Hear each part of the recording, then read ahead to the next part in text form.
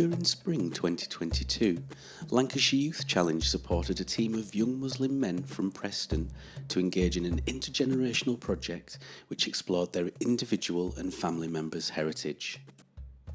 Omar Khan and his team at Preston United Youth Development Programme wanted to develop this short project to educate and inform their young men about the history of their ancestral homeland and the mass migration of people from the Indian subcontinent to the UK. The project invited local history teacher, Stephen Archer, to deliver several educational workshops which explored the history of the Indian subcontinent from the classical era of the Gupta Empire through to the medieval Mughal Empire, the British Raj, and concluding with the birth of India and Pakistan as independent countries. Mughal Empire was so huge that it controlled at one point roughly around 100 million people.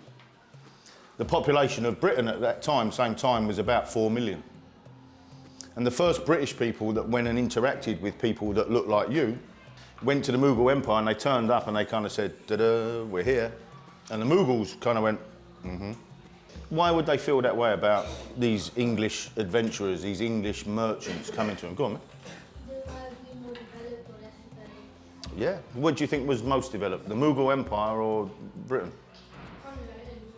Probably in the Mughals. Have you ever heard of a place called the Taj Mahal? Yeah. Well, the Mughals, one of the Mughal emperors built that. So the question I'd ask you, see, history is a really important thing, right? It gives us a sense of, it explains why we're here now, how we've got to here. But if I asked you, how is it that a group of young men like you, who look like you, different to me, got to this country? Could you tell me the answer? Go on, man. Because your ancestors. Do you know how far back your ancestors? Roughly how many? Put a time frame on it. When did people like you first start to be in a country like this? Do you have any idea? 100 years ago. 100, 200 years? My granddad came when he was out of Britain. Your granddad came when he was your age. So how old is your granddad now? 70. So how old are you now? 12? So he came about what, in the 1960s? Actually, there were people that we would describe today as Indian, probably here in the 1600s. They came because at that time Britain had started a trading relationship with the Mughal Empire. Right? So ships were coming from Britain going to Asia, different parts, not just India. What faith do you think the Mughals were? What faith do you think they were? Go on. They weren't Hindu, no. They were Muslim, yeah. No, I'll tell you, I started working in Blackburn about 16, 17 years ago. And if I'd have spoken to an Asian young man at that time, and I said to him, "What's your nationality?" A lot of them would have said Pakistani. Right? Some would have said Indian. Run it forward about 5 years, and some of those people would have said to me, British Asian. Right? And if I ask the same question now, a lot of the young people say to me, "What are you on about, British?" Right? So in the time that I've been working in Lancashire, right, the way people describe themselves, young people, has changed. Just out of interest's sake, when was India and Pakistan created as nation states, as countries? Anyone know? How old is Pakistan? How old is India as a nation with its flag? And go on. 500 years. Any idea along this side, boys? Go on, man. 1,000 years. Near enough, 1947, right? Nearly. Well, but things were beginning to take shape by then, but 1947, yeah? After each workshop, the young men were encouraged to interview their grandparents and parents about their lived experience of migrating from India and Pakistan over the last 70 years. The thing I'm going to take away from this lesson is I'm going to ask my parents and all my relatives, did you know anything about Harappa? And if you do, what have you learned about it? The most important thing that I learned today is that everything has a legacy and everything has a heritage. I'm going to ask my parents and my relatives what's their legacy or heritage. The project also invited a local community leader, Yasmin, to attend an interview led by the young men who wanted to learn about her experiences of arriving in the UK in the 1960s. So how long have you been in the UK? I've been here nearly 60 years. And have you travelled from anywhere else, or have you lived in the UK? I wasn't born in the UK. It's actually my mum came with me and my brother when I was only 6 months old. But we had a bit of a journey because my dad used to be a teacher, and he went from India to Pakistan, where he was a teacher for a couple of years. Then he came to England in 1960, and then after a year he sent for my mum, myself and my brother, and we came from Pakistan to England.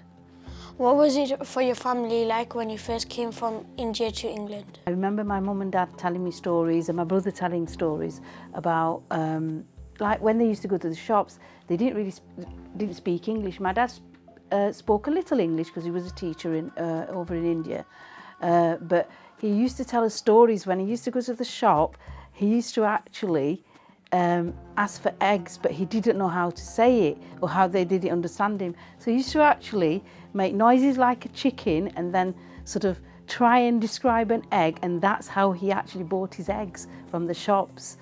So why did your dad come to England?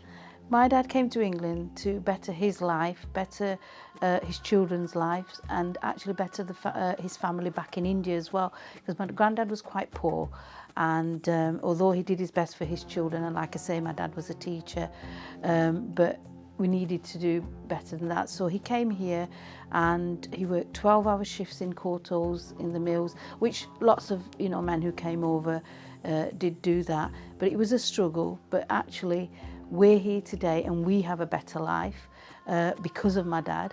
My children have a better life, and my grandchildren will have a better life, just like all the dads that did come in those, in the 60s.